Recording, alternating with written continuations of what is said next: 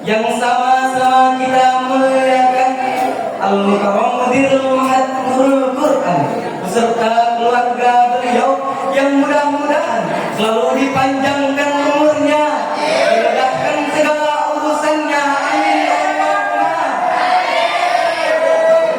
Yang sama-sama kita hormati Dewan Asatid wal Asatidah Jamiah Hafidhul Quran yang mudah-mudahan dijadikan ahlul Quran, mudahkan segala urusan, amin Allahumma. Serta santriwan dan santriwati yang mudah-mudahan dimuliakan oleh Allah. Syukur alhamdulillah, berkat kehadiratnya kita masih dapat berkumpul dengan keadaan sehat walafiat. Alhamdulillah. Salawat teriringkan salam selalu kita curahkan kepada Kanjeng Nabi Muhammadin Sallallahu Alaihi Wasallam yang mudah-mudahan kita diakui kelak di yaumil qiyamah, amin Allahumma amin. Mendidik anak seperti Luqman Al-Hakim. Hadirin, Luqman adalah seseorang yang bijak yang namanya diabadikan di dalam Al-Quran.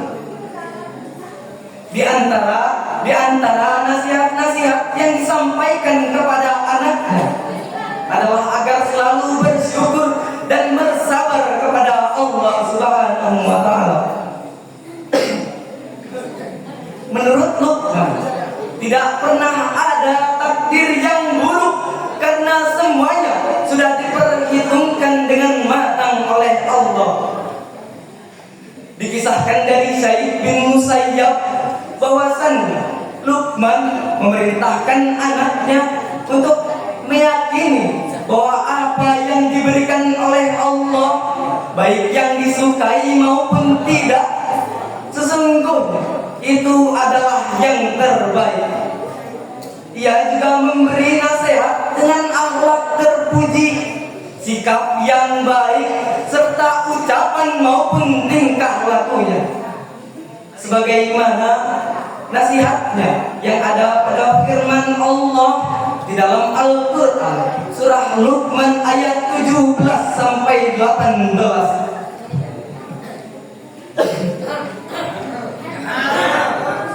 A'udzu billahi minasyaitonir rajim.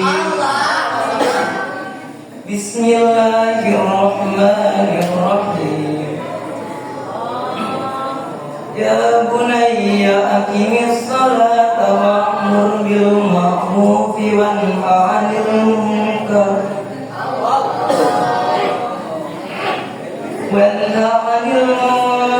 wasbir 'ala ma asabak inna dzalika min azmil umur wa la tusahhir haddaka lin-nasi wa la tamshi fil ardi marha innallaha la yuhibbu kulla mukhtalin fakhur.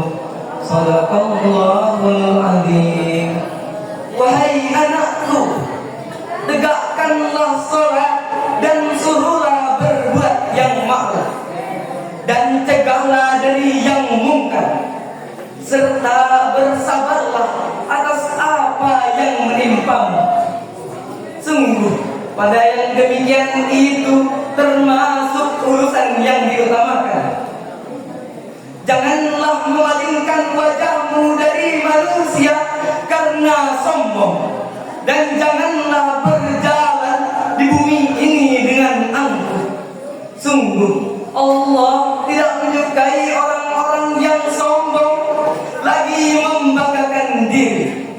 Quran surah Luqman ayat 17 sampai 18. Hadirin jalan ahlul Quran.